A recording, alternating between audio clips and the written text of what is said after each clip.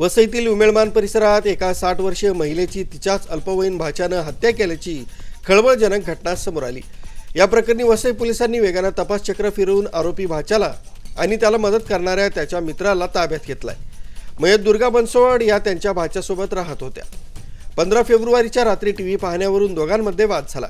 आत्यानं टीव्हीवर मालिका लावण्यास सांगितलं, मात्र भाच्यानं यूट्यूब लावलं होतं। नेटवर्क नसल्यामुळे टीव्ही बिघडला असं समजून आत्यानं त्याला अभ्यासावरून आणि सवयींवरून खडे बोल सुनावले। या रागातून भाच्यानं आपल्या मित्राला बोलावून आत्याच्या डोक्यात बांबूने जोरदार प्रहार केले। त्यात त्यांचा जागीच मृत्यू झाला।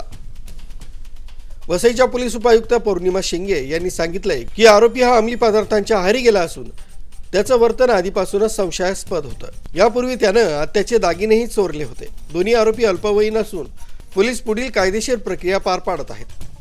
उमेळमान या गावामध्ये माणिकपूर पोलिसांच्या हद्दीमध्ये एक 60 वर्षीय महिला राहत होती।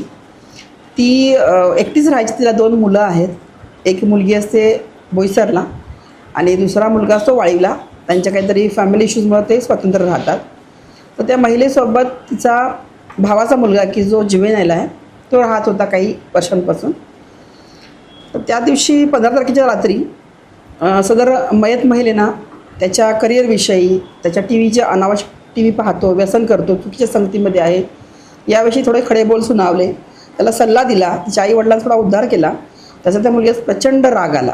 ती बोलत असताना त्यानं तिथला बांबू उचलला आणि 2-3 तडाखे तिच्या डोक्यात हाणले की ज्या तडाखे इतके सिव्हिअर आणि स्ट्रॉंग होते की ती महिला तात्काळ तिथं मयत झाली। स्कल फ्रॅक्चर ब्रेन देखील बाहेर आला होता। असं ब्रुटली त्यानं मारलं होतं।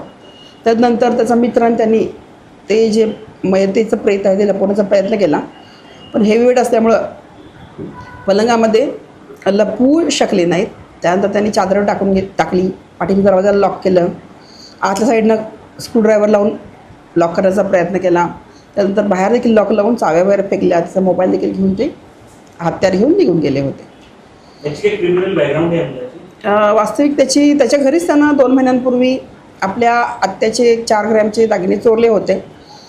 त्यांच्या तक्रारीनुसार आम्ही गुन्हा दाखल करण्याचा सुरुवात केली असता तो मुलगा स्वतःचा नातेवाईकच आहे आणि तो बरोबर राहतो या भावनेपोटी तिनं आम्हाला नकार दिला आणि प्रचंड विरोध केला होता। तदनंतर देखील आम्ही प्रयत्न केला की दाखल करावं, पण तिने दोघांनी आपापसात मिटवून घेतलं होतं।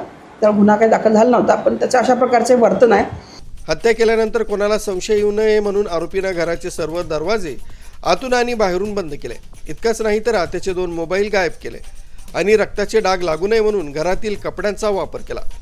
घटनेनंतर 1 दिवस तो शांत राहिला, मात्र आत्या फोन उचलत नसल्यानं तिच्या मुलीला संशय आला। मुलीनं आपल्या भावाला घरी पाठवलं असता ही धक्कादायक घटना उघडकीस आली आहे। आरबी न्यूजसाठी मलिक शेख, मोखाडा।